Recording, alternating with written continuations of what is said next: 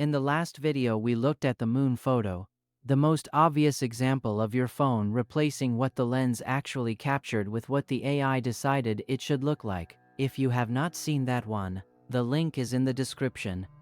It sets up everything we are about to cover, because the moon is just the loudest version of something that is happening in every single photo you take. The portrait with the blurry background, the restaurant shot in dim light that somehow looks bright and detailed, the 100 times zoom that claims to show you something half a mile away. None of these are working the way you think they are. Your phone stopped being a camera a few years ago. It became something else, a system that collects light as a raw ingredient and then builds an image from it, using software, AI models, and stored information about what the world is supposed to look like. The result is usually beautiful.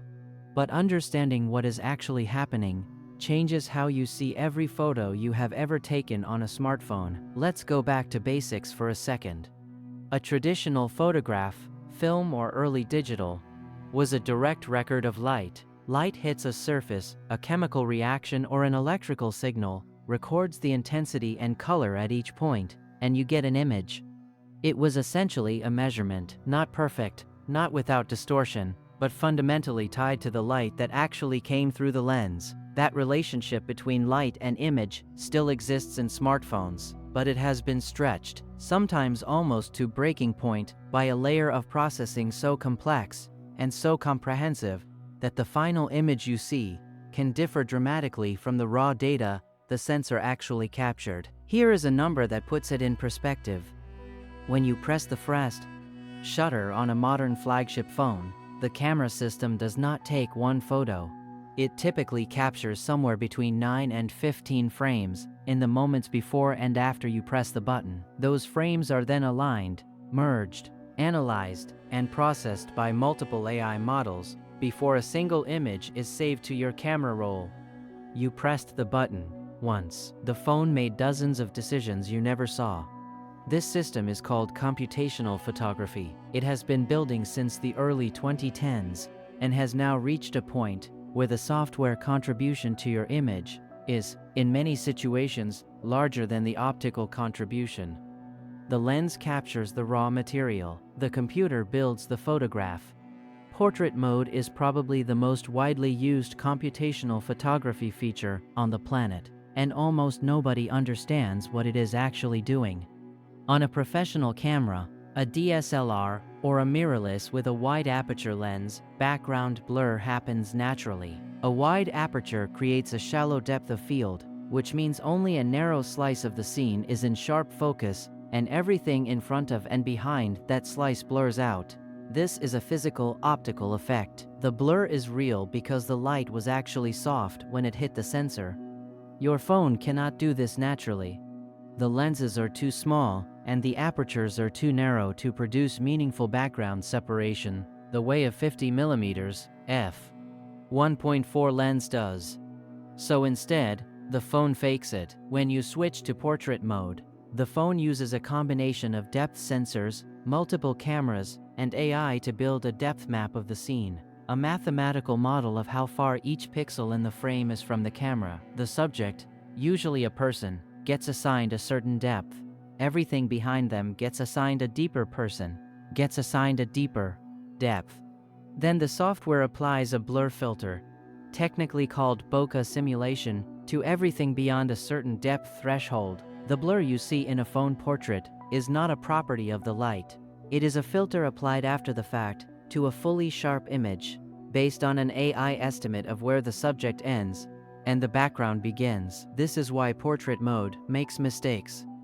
Hair is hard, wisps and flyaways blur when they should be sharp, because the depth map cannot resolve them accurately. Glasses create artifacts because the AI is not always sure whether the lens is part of the face or separate from it. A subject wearing a shirt that matches the background color can partially disappear into the blur because the edge detection gets confused. These are not camera problems. They are software problems. The optics captured everything perfectly. The algorithm made a wrong guess. Night mode is where computational photography gets genuinely impressive. and where the gap between what was captured and what you see gets widest. Here is the core problem with low-light photography. In darkness, there is not much light reaching the sensor. To get a decent exposure, you have two options. Slow the shutter down to let more light in over time, or boost the sensor's sensitivity, called ISO, to amplify the signal. Both options have serious downsides. A slow shutter blurs anything that moves, including your hand. A high ISO amplifies noise, along with signal, and you end up with a grainy, speckled mess. Traditional cameras deal with this by using physically larger sensors and wider apertures to capture more light in the first place. A full-frame camera sensor has roughly 50 times more surface area than a phone sensor. More area means more light collected per frame, which means less noise and more detail in the dark. Your phone cannot compete with that optically, so it takes a completely different approach. When you activate night mode, the phone captures a rapid burst of frames, typically between 6 and 15 each at a short exposure to avoid blur. Then it aligns those frames down to the pixel level to correct for any hand movement between shots and merges them together. The process of merging multiple noisy frames into one image averages out the random noise. Because noise is random, it appears in different places in each frame, while real signal is consistent and stacks up. Google published a detailed breakdown of exactly how this works in their night sight system. They described capturing up to 15 frames and using what they call multi-frame super resolution to align and merge them. The result can look almost as bright and detailed as a daylight shot taken from a handheld phone in near darkness. But here is the honest part of that result. Some of what you are seeing in a night mode photo is real detail that was faintly present in the raw frames, and some of it is the AI filling in what it thinks should be there based on patterns it learned during training. The boundary between recovery and invention is not one the phone will ever show you. The 100 times zoom claim on flagship phones is probably the most misleading number in consumer technology. Let's break down what it actually means. There are two completely different types of zoom. Optical zoom is real magnification. Glass elements inside the lens physically move, or the camera switches to a longer focal length lens, bringing the subject genuinely closer before the light hits the sensor. Digital zoom is just cropping. You take the image the sensor captured and you enlarge a section of it. No new detail is added. You are just making existing pixels bigger, which is why heavily digitally zoomed images look soft and blocky. Modern flagship phones typically have 3 times or 5 times true optical zoom, achieved through a periscope lens design that folds the light path inside the phone body to create a longer effective focal length without the phone getting thicker. Beyond that optical limit, every additional zoom level is software. So when a phone advertises 100 times zoom, what it means is 5 times optical plus 20 times of cropping and AI upscaling on top of that. The AI super resolution takes the cropped, degraded image and attempts to reconstruct detail using patterns learned from millions of photographs. In good light, with a stationary subject, the results can look surprisingly clean.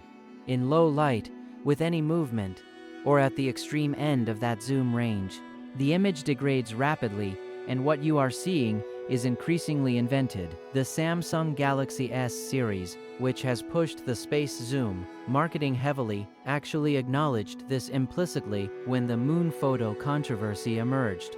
Users discovered that the AI was applying texture maps at high zoom levels, which is exactly what you would expect from a system whose job is to make zoomed images look better than the underlying data actually supports. There is a practical rule worth knowing.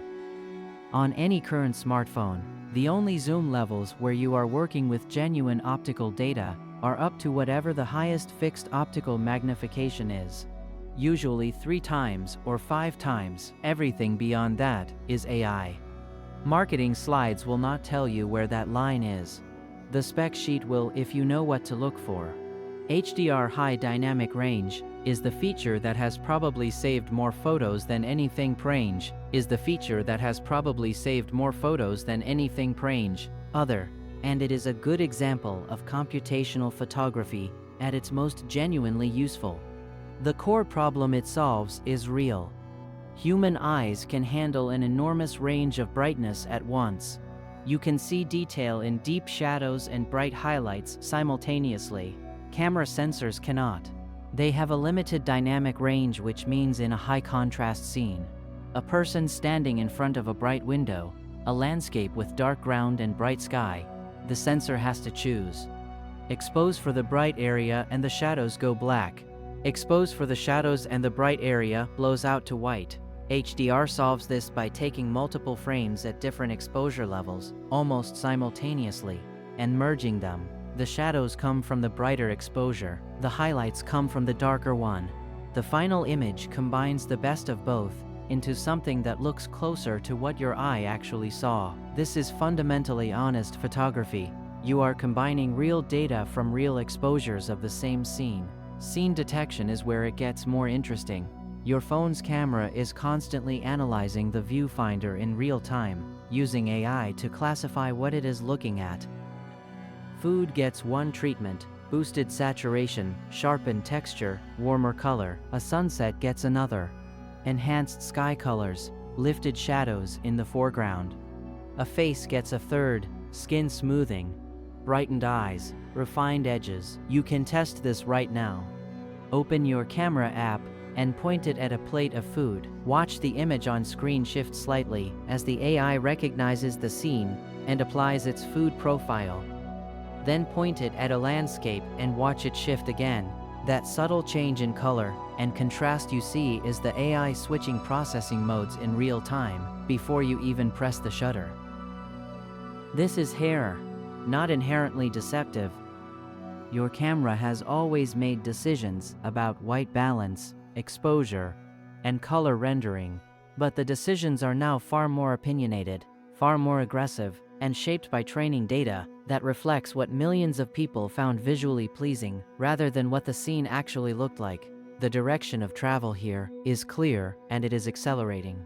Google's Pixel 9, released in 2024, introduced a feature called Zoom Enhance that uses on-device generative AI to reconstruct detail in zoomed images, not just cleaning up what the sensor captured, but actively generating new visual information based on context. Apple's ProRAW format lets professional users capture more of the raw sensor data before processing, which is partly a response to the demand for images that are less processed.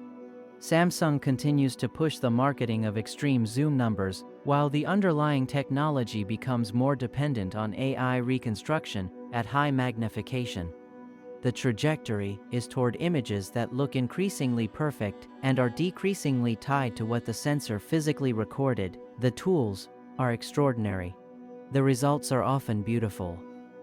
But there is a cost, and it is worth being honest about it. Every photo you take on a modern smartphone is a collaboration between your lens and a set of AI systems trained on other people's photographs. When the AI decides how your portrait should look, it is drawing on millions of training images. When it reconstructs detail in a dark scene, it is making educated guesses based on what similar scenes have looked like before. When it sharpens a zoomed image, it is predicting what the subject would look like if you had been closer.